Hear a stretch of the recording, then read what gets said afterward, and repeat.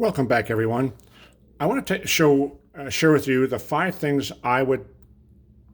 5 things, let me say, I would carry if I had a watercolor pencil backpack. Now, I have my regular watercolor painting backpack. This is a watercolor pencil backpack. This is the one I actually used to carry when I lived in Puget Sound and rode on the Sounder train to work every day. So the top 5 things, obviously, first let's look at the backpack itself. It's small. Again, because I'm a commuter, I don't have a lot of space. I got this backpack in Paris, France, as I recall, in an old flip phone container that dates it. And nice and small and compact, and the paper size in here is about 5 by 8. And that's nice, and I had my lunch bucket with me. I could carry it with me. So it's nice and light, only weighs a couple pounds, and it has everything in it that I need. So what would we look at first? Well, what is the obvious thing you would want in a watercolor backpack? Watercolor pencil backpack, watercolor pencils. Now I reused because I'm such a cheapskate, a container for jump ropes. This plastic thing was just fantastic, perfect size, perfect shape, and I don't have to spend extra money on something that I don't necessarily need. Held all my pencils. I think this is 18 pencils, and then my watercolor brush. And I'll talk about brushes in a moment. I'll set that aside. But I carried all my colors. There's my watercolor pencils. There they all are. It's just a simple set, nothing fancy. Extra automatic pencil as well. So that's number one. Obviously, if you're going to have watercolor pencils, a watercolor pencil backpack, you got to have watercolor pencils. Number 2 would be a watercolor journal. And this is 5.5 by 8, 44 pages. And again, the important thing here, especially in the States, is that it says watercolor, not something mishy-mashy or fuzzy like suitable for any water media or anything like that. That doesn't work with watercolor. It has too much wood pulp in it. There's not enough cotton in it. It just doesn't work. And believe me, I tried. So anymore, if I'm going to do anything with watercolor, it's got to say watercolor on it. 140 pound, that's the standard weight. It's cold press. And again, it fits right into my backpack. So then I can do my practice sketches, coming up with my characters for my children's book that I did for Karen's Cupcakes, practicing that. And a few of these other, let me zoom out a little bit so you can see it here. The paintings that I did on the commuter train. And I had a little personal challenge to myself. I had 45 minutes from when I got on the train to downtown Seattle to work up something. So 45 minutes to come up with one whole piece and come up with a design, get it sketched out, colored in, get the whole thing done on that one trip. And then do another one on the return trip coming home.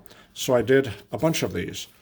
Now, the thing that kind of frustrated me about the watercolor pencils was that you can't get it really dark.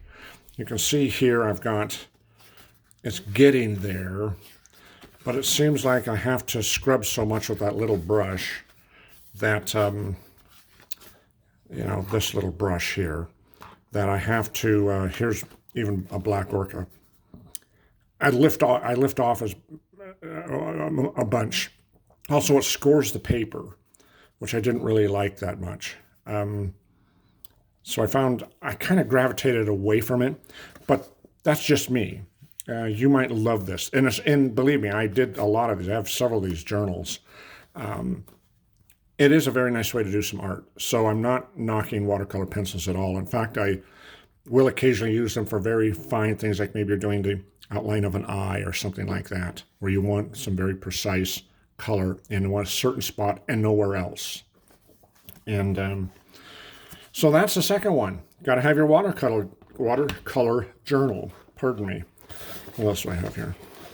Okay, little rag of some sort. The next thing I would have, you got to have some form of water supply. Now, in my case, the supply happened to be pretty convenient. It's right into the handle of the brush itself. And you can see it there. I think you can see the air bubble going back and forth. Squeeze it, run it under the tap water, let it fill up with water. Screw the lid back on here. Here's the brush end of it. Just squeeze the barrel of it. Get the water come out. So there it is in my finger. And then that will activate your watercolor pencils. I also had in here a little backup supply. Tiny little container. This was a real nice one. This actually, for those of you that probably recognize this, this is a USA Weapons Oil Medium Shake Well refillable. Yeah, okay. This is, I think, the oil for your M16. I got this at the Army Navy store, but it's got such a great little solid positive seal on it. And I don't know what I paid, next to nothing for that. But that was a great little water container. And when I sealed it, it was sealed and didn't leak. So that's the three, the pencils, the journal, the something to hold your water, and let me say this, I show this. That's the water supply items. You need a water container. This also, I would fill up with water periodically from an outside source. Set that in there as a little sponge. And if it wasn't too jostling around and where I was at, then I had some water supply here because I often carried water to just drink with that I used to fill up here as well. And so that's another water supply source. And finally, now you also have to have your brushes. So obviously I had this brush with the water in the barrel of it, but I also had some regular standard, just simple nylon brushes. Here's a 3/8, you know, just a simple little, here's a number 9 round. And they work just fine. Nothing special about them. So brushes would be the fourth item. The fifth item would be some miscellaneous pens. I have a regular, let me say this, I had a scrubbing brush too if I wanted to lift off. That was another brush I had.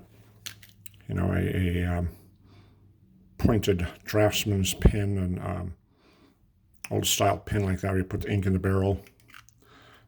I like those style pens. And then some micron pens. Love micron pens. Permanent ink. A couple of them, nice fine lines, 01s. You know, put them in your, put them in there and do some line work. And then just a automatic pencil. And nothing fancy about that. Now, as a bonus item, that'd be the fifth item would be the miscellaneous pens and papers. I did have a watercolor little palette. This one you can see, my goodness. See, I wrote the names of the paints around the outside here. My goodness, this dates back to September of '04. That's when I was in France. I got this at the Sennelier shop right there on the Seine River. If I can get this thing open. There we go. And there's a little travel set. So that might be an added item, would be to add that to your watercolor pencils. And that works nice. Obviously a little travel brush. And there you go. So you have a nice little mixing area. Nice little kit. Everything's together. Just like it, you know, it's nice and well organized. You can carry it with you, throw it over your shoulder, and you're ready to go. Grab it and you're ready to go. And so those are the 5 things. 1, obviously the watercolor pencils. 2, your watercolor journal. 3, a water supply, water container. 4, your watercolor brushes. And 5, your miscellaneous pens and pencils. And if you have a 6th item, you have the space for it, throw in a little palette, like a little actual watercolor palette. So there they are. I hope you find that helpful. If you have, please consider hitting the like button and subscribe if you will, and I'll see you again in the next one. Thank you. Bye-bye.